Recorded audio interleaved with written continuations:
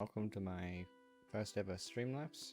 This is a show where I pretty much recount or re-watch over one of my streams that I did where while I was creating something. In this case, I'm working on a new animation scene, starting to create some Play Blast set, super low poly, just for me to be able to create 3D storyboards in. And yeah, let's get right into it. So I like to start off my process whenever it comes to a set, just create the block of the environment. Here I'm making I'm sort of just really guesstimating the size of the scene here. I'm sort of looking at my own apartment or my own room and wondering how large that is, and then sort of basing sort of guessing the size of a room really. I think I went by like 5 by 10 just because I wanted a really long room, based on what I have planned for my storyboards. But here I'm basically just cutting out a doorway. It's a super very boring vanilla set I'm sort of designing here because it sort of runs within the story. The guy that this animation focuses on is living a very mundane, and honestly he's not enjoying his life at all. So here I'm sort of cutting out a doorway. I like to just like separate faces so I don't have to mess around with getting the scale right. And I'm making a door frame here by sort of extruding in that separated face that I pulled out and then giving it some depth.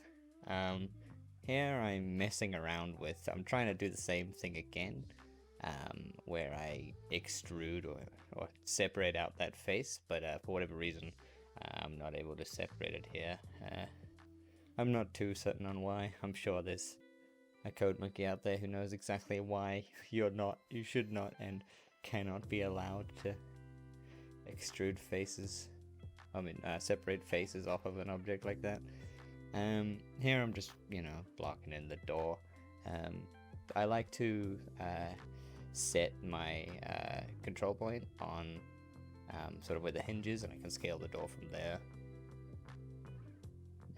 Moving on now. This is when I started working on a table. I like to keep in mind the grid, so I'll constantly be using, I think it's holding X when you're translating to snap whatever object you're working on to the sort of 3D grid space.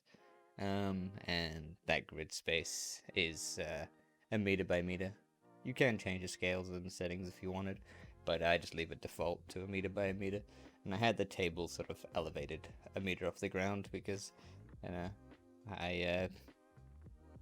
don't know, for some reason I assumed tables were all like a meter tall, but then I was looking at it and it was looking way too off, so I just quickly Google searched the height of a table and it's more like 80 centimeters, so I just dropped it down a bit and it seems to work. I really hate perfectly straight furniture. It bothers me. I always think things always have to be slightly off to make them seem a little bit more organic. And here I'm just reusing the table asset to sort of ease up some of the effort required to make a stool or just start with the default cube anymore. Yeah, nothing too spectacular. Pretty much just creating the most simple geometry possible, something that's identifiable, but yet I don't have to spend more than 3 minutes making. I do break that rule a little bit later on when I'm working on the oven, but I sort of psyched myself out of continuing to work on it because I knew it was never going to be a production asset and there's no point in me working on it. So here I think I'm making a couch. I'm absolutely winging all of this layout stuff. I don't have a floor plan, I don't have any sort of drawn storyboards, I don't have anything at all. I sort of just like to go with what visually feels right in my head, because I struggle with 2D drawing. 2D drawing's never been my thing. No, sorry. 2D drawing's never been my thing, so I'd rather just break right into what I'm working on, sort of don't break the motivation as soon as it hits you. So I decided I would just get straight into 3D storyboarding. I think I can work more efficient and just be fast just it sort of churn out stuff a lot faster doing it this way than having to then go and make play blasts from a 2D drawing, which doesn't account for some of the stuff that I would have been thinking of. Here I'm making I think it's a kitchen counter, just one of those sort of typical little out of the way kitchens. It's not supposed to be anything special, but I sort of have I guess a memory of a kitchen I had when I was younger, which, you know, I'm using here to sort of just work from. I don't have any reference. If I was trying to make these assets look realistic, if I was trying to get scales perfectly right and I wasn't just making storyboards, I would probably, I would most certainly be using reference, but to bring up a reference of an oven for, you know, 3 minutes when I can make a rough approximation of an oven, you know, just from memory is fine by me.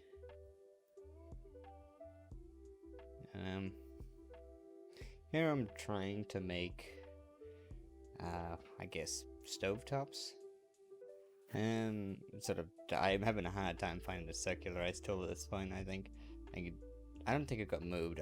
It's, you know, when you find that button that's right underneath your cursor and you can never find it. Yeah, I'm having that trouble right there.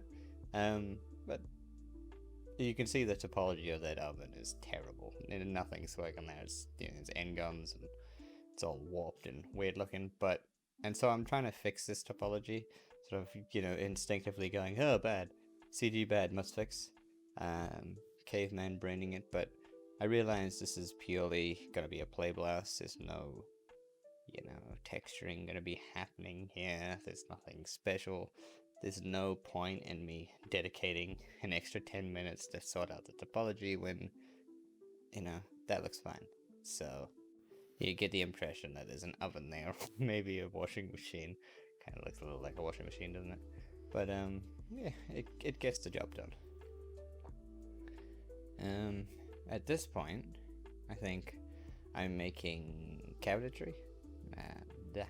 I can speak. Cabinetry, which is, I usually do it like this every time.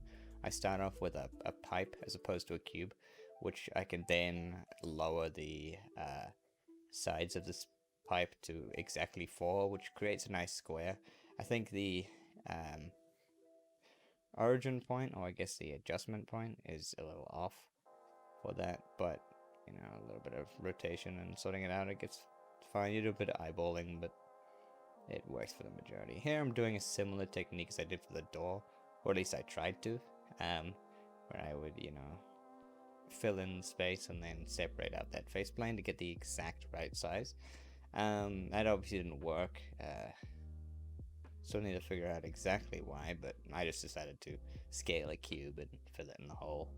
It doesn't fit exactly right, but once again, it's not really too important that this looks right. I'm not going to be using any of these assets in the final production version of the animation, so, you know, it's just something I'll have to go and redo later, which I was already planning to do, so.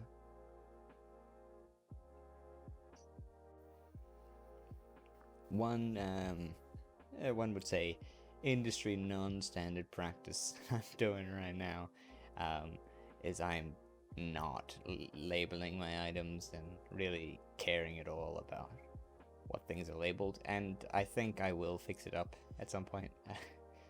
Probably pretty soon before I get to the actual storyboarding process.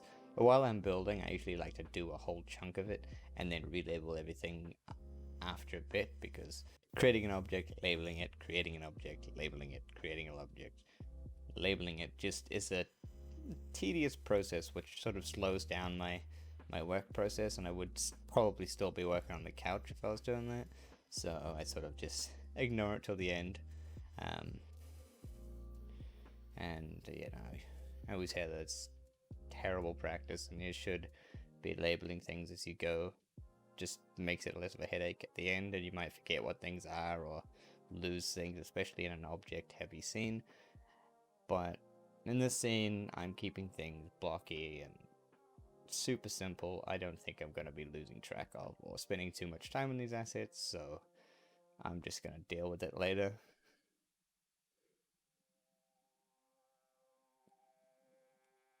Yeah, I'm just making a super generic TV. Probably putting a bit too much effort in this TV, to be fair.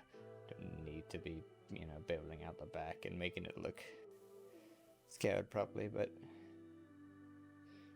yeah. Here I'm adding a second sort of door, just to allude that there's more to this apartment than just this room. Not much more, maybe just like a hallway with a bathroom and a bedroom in it. Something super simple, but I don't want it to just be this super confined space. It just looks, I don't know. There's not enough in this apartment for it to be an actual apartment, so I don't have to model a bathroom, but at least I'm alluding to the fact that there could be a bathroom.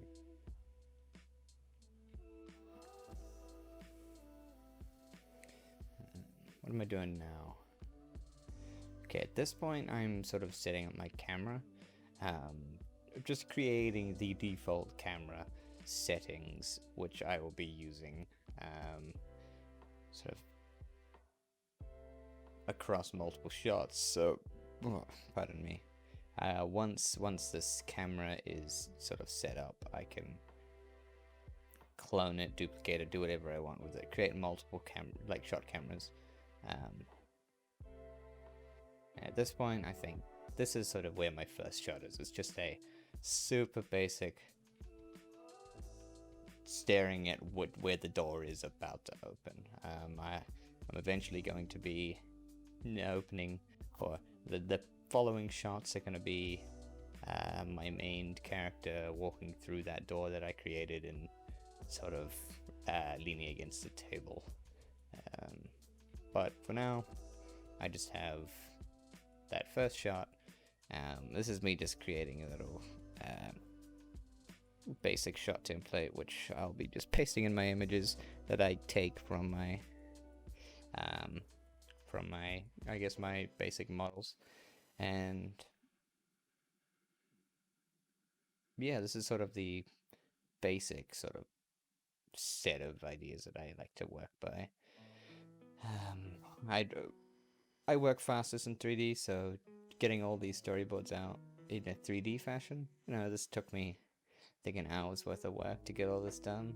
And once I've modeled the initial set, it really does not take long for me to just have a default posable character, which I have, and from there I'll just start churning out these different camera angles. The difficult stuff that I'm going to be having trouble with is going forward this animation. It's a short animation, 3 minutes, 5 minutes, something very short, but it's about a guy's schizophrenic episode, so there's a lot of effects and trippy stuff I want to be working on, and I'm not quite sure exactly how I'm going to storyboard those. Probably just a bunch of wacky sort of almost non-planar geometry. Just absolutely throwing crap in there to sort of make things look strange, but yeah, I'll figure that once I get to that bridge, right?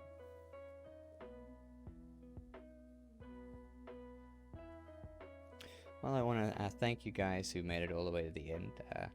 I don't do much stuff like this. Voiceover is not really something I've done in the past, so I'm, happy to be producing this now, and I want to keep this up, and I thank you guys for sticking around at the end. And whether you enjoyed, I'm having a trouble with an outro here, but yeah, if you guys enjoyed, leave a comment below, maybe provide some feedback if you have any, and I'll definitely be taking a listen. And thank you guys. I'll see you next time.